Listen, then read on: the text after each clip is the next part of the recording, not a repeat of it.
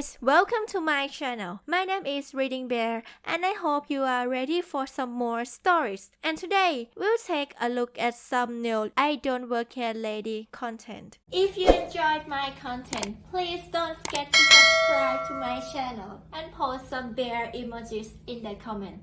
And now, let's dive right into the stories. The first story is titled Angry Lady Really Wanted Some Candy Apples. So I went to Aldi today on my lunch break from work. I was shopping for ingredients to make hard apple cider. I found the only apple juice Aldi sold without preservatives and loaded up my cart with a dozen half-gallon bottles and kept them in their cardboard boxes so they would be easier to transport. There were a few other items I needed to pick up, so I pushed my cart through the store shopping for them. A woman noticed the boxes of apple juice in my cart and asked where I had found them. I had nothing better to do, so I walked her over to the apple juice display where she thanked me.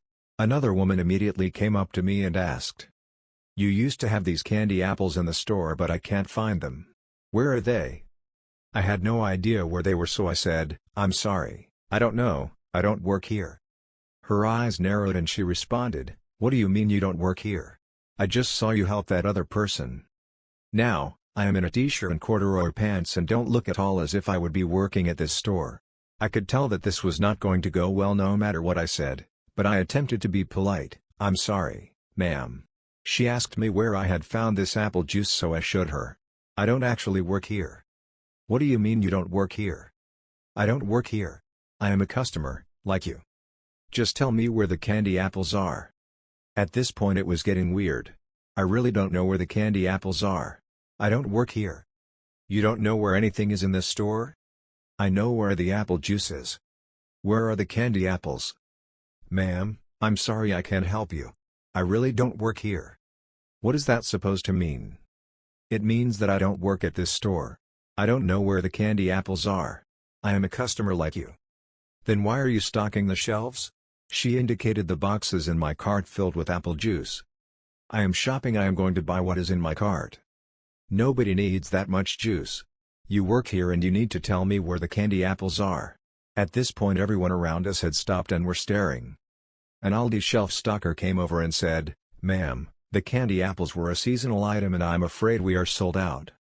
The woman glared at the Aldi employee, and then me and said, indicating me, "Why didn't he tell me that? He doesn't work here, ma'am." The woman then roared in exasperation, pushed her cart into an aisle display of canned food, knocking it over, and screamed, "What is wrong with you people? I am never coming back." She stormed out of the store, fuming. The employee gave me with a WTF look, which I returned, then I proceeded to check out. I loaded the juice into the trunk of my car and hopped in the driver's seat. I checked my mirrors before backing out and noticed that the candy apple lady was in the SUV to my left, sitting in her driver's seat, sobbing. I rolled down my window and waved to get her attention. She noticed me, waited about 15 seconds, then rolled down her window. "Are you okay, ma'am?" I asked. Through sobs and tears she said, "I said I would bring candy apples to my grandson's party." I asked her when the party was to take place and she told me tonight. I told her that I had seen kits to make candy apples over at Safeway, and that if she made them now they should be ready by the time of the party. Her eyes lit up and she looked at me. "Thank you." "You are welcome." I went back to work. The next story is titled Strap-in Boys/Girls. This one's a doozy. We don't sell pizza, because you have the wrong number. The end result of this story, which I will tell you up front, is that we lost the ability to order from several local Pizza Huts, for life. Used to we had a phone number that was very similar to a Pizza Hut. Their number was 555-455-5575 and ours was 555-455-5515. Now these two numbers are commonly mixed up for obvious reasons. This was back before the days of cell phones and everyone having their own personal number, and we actually had to get a caller ID because of this. For years we had this Pizza Hut's client-based caller house, about 50-50 split sober/drunk, and order pizzas. The thing is, people will not listen when you tell them sorry, wrong number. We would have drunk people call back 4 to 5 times and then begin screaming into the phone, "I know this is a ducking Pizza Hut, you a-hole. Or give me the number or I'll kick your ass." This was pretty normal and the Pizza Hut was even aware of this and profusely apologized when we would call them.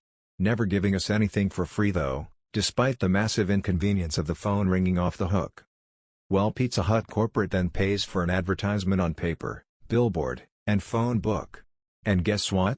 They botched the number. They put our number on the things for the phone number as one of the locations in our town for Pizza Hut's pizza.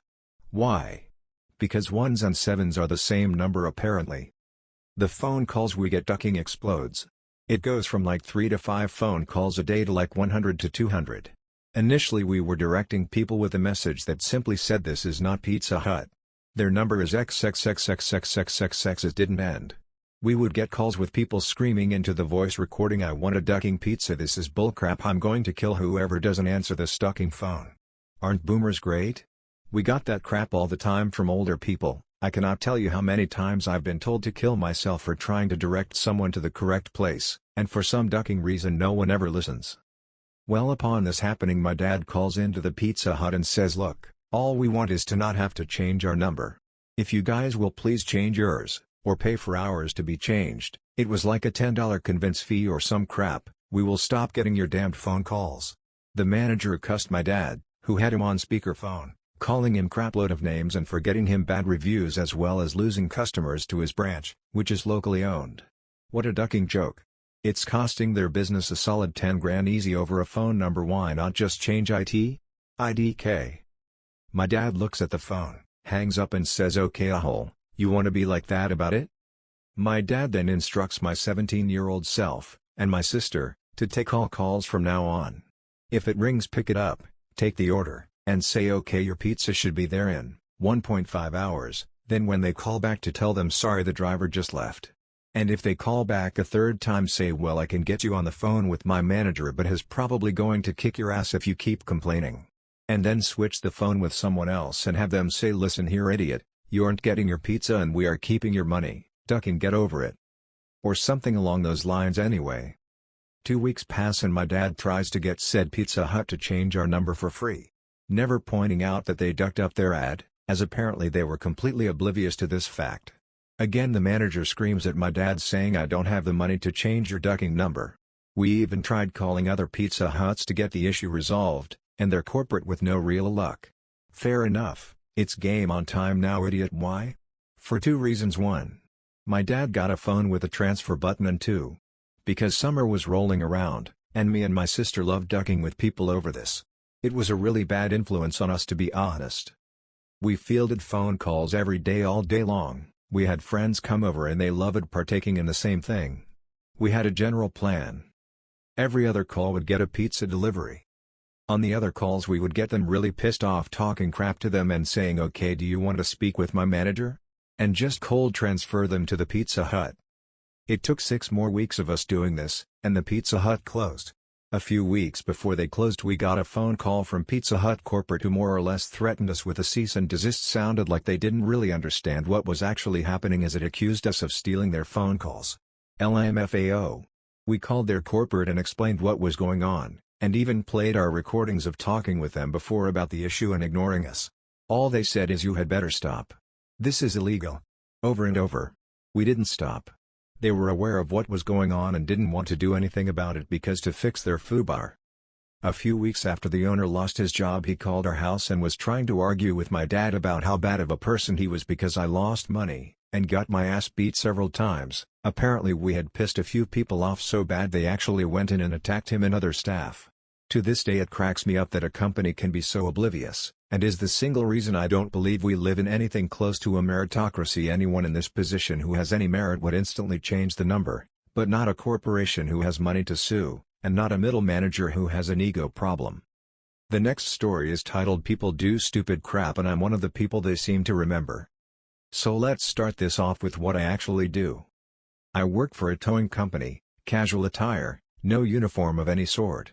We seize vehicles for our local police force and people who park in other people's parking spots. I work in the office and process releases from our yard. I remember everyone who makes a scene over my company seizing their vehicles because of the stupid things they do. About a month prior to my incident with Carl, he had showed up at my office to get his vehicle back that was seized for back alley banging, caught with a hooker, lost his crap on me because the police chief decides when to release these vehicles in these types of situations and they hadn't sent in a release for it yet, so I couldn't release it. Carl lost his mind and said he'd make my life a living hell cause he won't forget me. Fast forward to yesterday, I was browsing around the local bookstore, looking for something to keep me entertained during the dead times at work. I had 4 books in my arms and had just put a book back in the shelf because it didn't look like something I would enjoy. I hear a familiar voice behind me, couldn't remember why till I saw his face. Lo and behold, it's Carl. I don't like confrontations, so in order to not catch his eye I quickly scurried off to another area of the store. He followed me and tapped on my shoulder. I completely ignored him, continued my browsing while scooching away without him seeing my face. All of a sudden, he just starts in on me. Carl, hey! Can you tell me where the kids section is? Me, sorry. No. Carl, why the duck can't you? Me, well I don't work here, sorry. Carl, you're holding an armful of books and I watched you shelving them, now help me. Me, don't work here, sorry. Carl, listen here idiot, I asked for your help, now help me. At this point I'm fed up with his crap, so I turn to him and once he sees my face he gets this strange look on his face as if he recognizes me. Me, if I remember correctly, your name is Carl, right? Carl, yeah? Me, I'd really appreciate it if you'd leave me the duck alone while I'm here or anywhere else you may see me. I don't work here and judging by the way you're looking at me, you know I don't work here. You're trying to remember where you remember me from. Well, let me help you with that, my company seized your vehicle because you were caught with a hooker. Well, he lost his crap, cursing, swearing, actually slapped me at one point, which I was completely dumbfounded. He thought he had that right seeing as I'm barely 5 feet tall and he's 6 feet 4 inches. The manager of the store called the cops and when they arrived they got stories from me, Carl and the manager, all of which resulted in Carl getting arrested, charged and his vehicle being seized, once again, by my company. The next story is titled Holy Crap, It Actually Happened to Me. So I've been off work for a couple of weeks, I've been sick and injured, and I'm getting super bored cooped up at home all the time, so I decide to go visit my friend, let's call him Tim, at a hardware/gardening store that some Australians might know because it's the only goddamn hardware store in the country anymore. They have pretty distinctive uniforms consisting of blue jeans, steel-toed boots and a company-issued red polo shirt. It's just heading into spring in Australia, so I'm pretty happy just wearing chinos and a shirt out. Now the shirt I wore is technically red, but it's like a deep burgundy, nothing like the bright red shirt staff wear. So I head into the store and wander around for a bit trying to find Tim. I see him with a customer, he sees me and says, "Hi sir, I'll just finish with this customer and then I'll come help you," which is obviously sneaky code for "give me a minute and then we can hang out." So I head down the back of the store and start fiddling with some socket sets, debating if I should buy one since I've lost my old set, and just generally killing time until my friend comes to find me. Then I hear a sharp ahem from behind me. I turn and see this woman, maybe mid-50s, in a t-shirt, shorts and thongs, looks suspiciously like every Australian's favorite mining magnate Gina Reinhardt, and she's staring right at me. Thinking she wants something from the rack I'm standing in front of, I say, "Oh, sorry," and step out of the way. She just looks at me for a second and then says, "I need 3 bags of mulch and I want them taken to my car." Instinctively I just say, "I'm sorry?" And she heaves this enormous sigh and goes, "Are you deaf or something?" I said, "I need 3 bags of mulch and I want them taken to my car." And this is where I realize, holy crap, she thinks I work here, and I swear I must have lit up like a ducking Christmas tree because I have always wanted something like this to happen, especially if they're being a rude rape about it and I can have a chance to give them a taste of their own medicine. So I say, "Okay, well, first of all miss, the gardening section is right down the other end of the warehouse, so I don't know what help you're expecting to get here." Her mouth flaps like an angry fish for a second, and she comes back with, "I want you to do your ducking job and get me 3 bags of mulch." My mind is racing trying to think of all the sick burns I've seen people use on this sub until I hit on a good combination. Me, look, you can tell a lot about a person by the way they treat the staff when they go shopping. For example, it's clear from this interaction that you're a raging thunder rape who thinks she can treat people like slaves. Furthermore, it's company policy not to tolerate dickheads who abuse staff members, so I'm afraid I'm going to have to ask you to leave. Gina makes us sound like a horde of angry wasps in a blender, and practically hisses at me, "Who the duck do you think you are? You can't talk to a customer like that. Take me to your manager right now, you are gone." Me, I'm a little busy, So why don't you go find the manager and bring them here? Gina stares daggers at me for a few seconds, and I honestly think she's gonna try and hit me or something, and then she swings around and storms out of the aisle. I go back to trying to decide which socket set to get. Like a minute later my friend finds me in the aisle and is like, "Hey man, what's up?" and I explain what just happened word for word and say she's gone to get the manager, so you should probably bail so you don't get caught up in it. Tim just goes, "Duck, no, I need to see this, I'm staying right here." Pretty sure Dave, not his real name, is the manager today and he's a duck in legend. She's gonna get absolutely destroyed. A couple of minutes later Gina swings around the corner with who I assume is Eventho, and as she's stalking down the aisle she points at me and says that one. That's the one who was rude to me. So Dave turns to my friend and is like, "This customer says you abused her and called her a rude name?" Gina, "No, not him, I don't give a crap about him, this one." And points at me. And Dave just stops and looks at me for like a solid 5 seconds, visible confusion on his face, and just says he doesn't work here? Gina, "Bullcrap. He's wearing the uniform." And me, Dave and Tim just look at each other, them in their blue jeans and bright red shirts, me in my tan chinos and dark burgundy top. And Gina glowers at us. "Dave, I assure you, he doesn't work here." Gina, "Then why is he in the uniform?" Me, "There's a very simple test they can do for color blindness, your optometrist should." Gina, "Duck you, I can see fine. Are you going to let him talk to me like that?" Dave, "I mean, he's not staff, I can't really tell him what to do." Gina, "This is ridiculous. You're just trying to cover for him so you don't have to do any paperwork." Dave, "Ma'am, really, I'm sorry that he was rude to you but he's not staff." Meanwhile Tim has backed off because he's getting a hernia trying not to laugh. Gina goes ballistic and lumbers over to him, shoving him and screeching. Gina, "Duck you. Don't laugh at me. I'll get you all fired. I'm going to call your head office and tell them about the disgraceful treatment I've received." Dave, "Go ahead mate. Be sure to tell them how you physically assaulted one of my staff members. But please do it from outside the store." Tim, "Yeah, it's company policy not to tolerate dickheads who abuse staff, so we're gonna have to ask you to leave." And Gina, if possible, goes even redder, literally stamps her foot and screams, turns around and stomps away. Silence. Then Dave just goes, "What the duck was that?" Pretty sure Tim genuinely pissed himself laughing. I explained to Dave about my previous interactions with Gina and that I absolutely did provoke her, but she was being a total rape so she deserved it. Anyway, Dave is a little worried that she might actually call head office, but then again, he was nothing but civil to her, and Tim didn't even really interact with her besides calling her a dickhead, which Dave decided to let slide because she was, in fact, a dickhead. So really her only complaint is that someone she thought was staff was rude to her. I apologize to Dave for any inconvenience this might cause him. He asked me not to wear a shirt that's even remotely red to the store anymore, in the 1 in a million chance this happened again. I agreed. Tim used his staff discount card to get me a discount when I bought my socket set. Everyone went home happy. If you enjoyed the video, please subscribe to the channel and post some bear emojis in the comments.